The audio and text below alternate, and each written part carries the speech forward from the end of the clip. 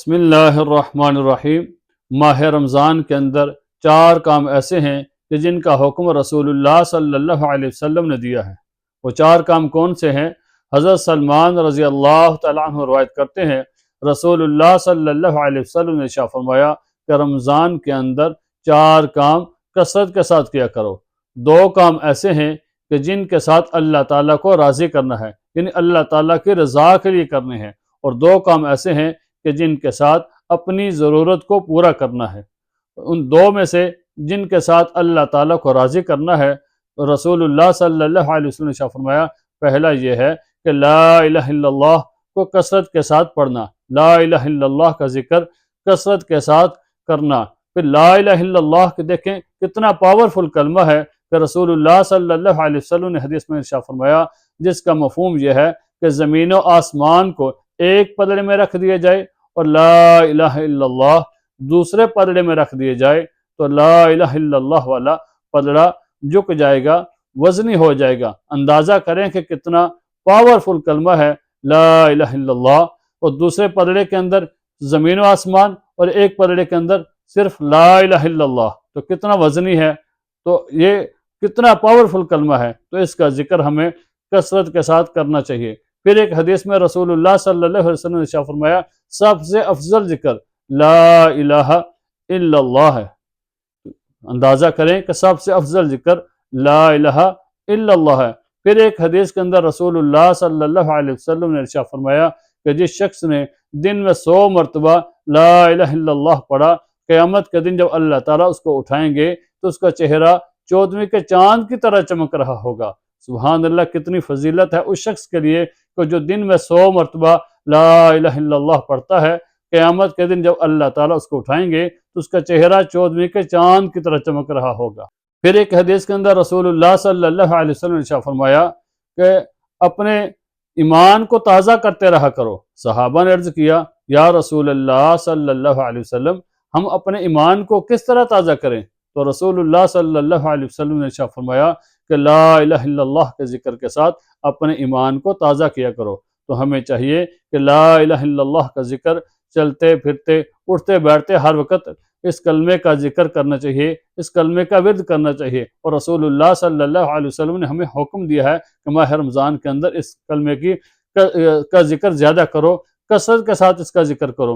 اور دوسری چیز جو ارشاد فرمایا کہ استغفار کی کثرت ہے۔ وہ استغفار کی فضیلت اور اہمیت کا اندازہ یہاں سے لگائیں کہ رسول اللہ صلی اللہ علیہ وسلم معصوم ہیں، گناہوں سے پاک ہیں، پھر بھی رسول اللہ صلی اللہ علیہ وسلم دن میں 100 مرتبہ استغفار فرماتے ہیں، اور جب بھی نماز پڑھتے ہیں اور نماز پڑھنے کے بعد سلام پھیرتے ہیں تو 3 بار فرماتے ہیں استغفر اللہ استغفر اللہ استغفر اللہ۔ ابھی دیکھیں، اللہ کے پیارے رسول صلی اللہ علیہ وسلم گناہوں سے پاک ہیں، آپ کے اوپر کوئی گناہ نہیں، کوئی خطا نہیں، معصوم ہیں، پھر بھی اتنا استغفار کرتے ہیں۔ تو ہمیں اندازہ کرنا چاہیے کہ ہمیں کتنا زیادہ استغفار کرنے کی ضرورت ہے۔ رسول اللہ صلی اللہ علیہ وسلم نے ارشاد فرمایا، جو شخص اپنے اوپر استغفار کو لازم کر لیتا ہے تو اللہ تعالیٰ ہر مشکل سے نکلنے کا راستہ اس کے لیے پیدا فرما دیتے ہیں، اور اس کو ہر قسم کے غم اور فکر کو دور کر دیتے ہیں۔ پھر اس کو وہاں سے رزق عطا کرتے ہیں جہاں کہ اس کی طرح وہم و گمان بھی نہیں ہوتا۔ اللہ تعالیٰ اس کو وہاں سے رزق دیتے ہیں جہاں سے اس کا وہم و گمان بھی نہیں ہوتا۔ تو ہمیں اپنے اوپر استغفار کو لازم کرنا چاہیے۔ جو فرمایا کہ جو بندہ العبد آمن من عذاب اللہ واستغفر اللہ، رسول اللہ صلی اللہ علیہ وسلم نے ارشاد فرمایا کہ جب تک بندہ استغفار کرتا رہتا ہے اللہ تعالیٰ کے عذاب سے محفوظ رہتا ہے۔ ابھی اندازہ کریں کہ جو بندہ استغفار کرتا رہے گا اللہ کے عذاب سے محفوظ رہے گا۔ حضرت انس رضی اللہ تعالیٰ عنہ روایت کرتے ہیں، ایک دن ابو جہل نے یہ دعا کی اللہ تعالیٰ سے کہ اللہ، اگر یہ قرآن آپ کی طرف سے ہے تو ہمیں اس قرآن کو نہ ماننے کی وجہ سے ہمارے اوپر پتھر برسائیں یا ہمیں کوئی دردناک عذاب دیں۔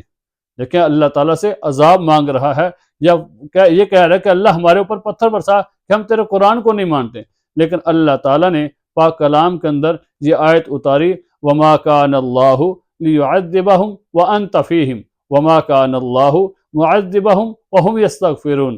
فرمایا کہ ہم یہ نہیں کر سکتے کیونکہ رسول اللہ صلی اللہ علیہ وسلم کی ذات آپ کے اندر موجود ہے۔ ایک تو اس وجہ سے آپ کے اوپر عذاب نہیں آ سکتا کہ رسول اللہ صلی اللہ علیہ وسلم موجود ہے، دوسرا وہ کیا کرتے ہیں کہ وہ استغفار کرتے ہیں۔ ایک تو آپ کی وجہ سے کہ آپ کی ذات موجود ہے، اس وجہ سے آپ کے ہوتے ہوئے ان لوگوں پر عذاب نہیں آ سکتا۔ دوسرا استغفار کی وجہ سے، استغفار وہ کس طرح کرتے تھے کہ جس وقت وہ طواف کرتے تھے تو طواف کے دوران وہ یہ الفاظ کہا کرتے تھے، غفرانک غفرانک۔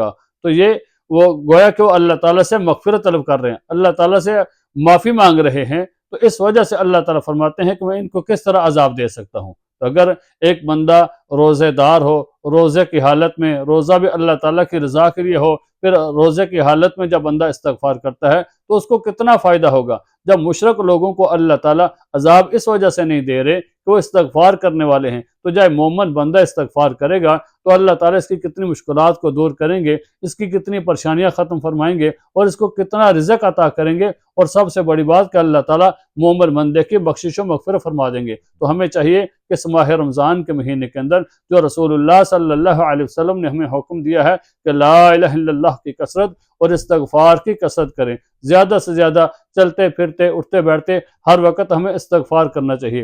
اور تیسری چیز جس کے بارے میں رسول اللہ صلی اللہ علیہ وسلم نے فرمایا کہ جو تم نے اپنی ضرورت کے لیے کرنی ہے وہ کیا ہے، وہ جنت کی طلب ہے۔ اللہ تعالیٰ سے جب بھی دعا مانگیں تو اللہ تعالیٰ سے جنت مانگیں، اور جنت بھی جنت الفردوس مانگیں۔ کہتے ہیں نا کہ جب بھی کوئی چیز بازار میں لینے جاتے ہیں تو ہم اچھی چیز تلاش کرتے ہیں کہ ہمیں اچھی کوالٹی والی اچھی چیز ملے، تو فرمایا کہ جب اللہ تعالیٰ سے بھی جنت مانگو تو جنت الفردوس مانگو، جب بھی دعا مانگیں تو اللہ تعالیٰ سے جنت کی دعا ضرور مانگیں۔ اور چوتھی چیز یہ ارشاد فرمایا کہ دوزخ سے پناہ مانگنی ہے، دوزخ سے پناہ مانگنی ہے۔ اللہم اجرنی من النار، اللہم اجرنی من النار۔ تو یہ دعا چلتے پھرتے اٹھتے بیٹھتے رمضان کے مہینے کے اندر مانگتے رہیں، دوزخ سے پناہ مانگیں، جب بھی دعا مانگیں تو جنت کی طلب کریں اور اللہ تعالیٰ سے دوزخ کی پناہ مانگیں۔ رسول اللہ صلی اللہ علیہ وسلم نے ارشاد فرمایا، جس کا مفہوم یہ ہے کہ جو بندہ اللہم اجرنی من النار فجر کے بعد 7 مرتبہ پڑھتا ہے، اگر شام تک اس کا انتقال ہو جاتا ہے تو اللہ تعالیٰ اس کے گناہوں کو معاف فرما دیں گے اور اس کو دوزخ سے بری فرمائیں گے۔ اور اگر کوئی بندہ شام کو 7 مرتبہ یہ پڑھتا ہے اللہم اجرنی من النار، اگر اسی رات اس کا انتقال ہو جاتا ہے تو اللہ تعالیٰ اس کو دوزخ سے بری فرمائیں گے۔ تو ہمیں چاہیے کہ یہ 4 کام کثرت کے ساتھ کریں کہ لا الہ الا اللہ کا ذکر، استغفار کی کثرت، اور جنت کی طلب اور دوزخ سے پناہ مانگے۔ اللہ تعالیٰ ہم سب کو عمل کرنے کی توفیق عطا فرمائے۔ اور جب دعا مانگیں تو اپنی دعاؤں کے اندر مجھے بھی یاد رکھنا، اللہ تعالیٰ ہم سب کو عمل کرنے کی توفیق عطا فرمائے۔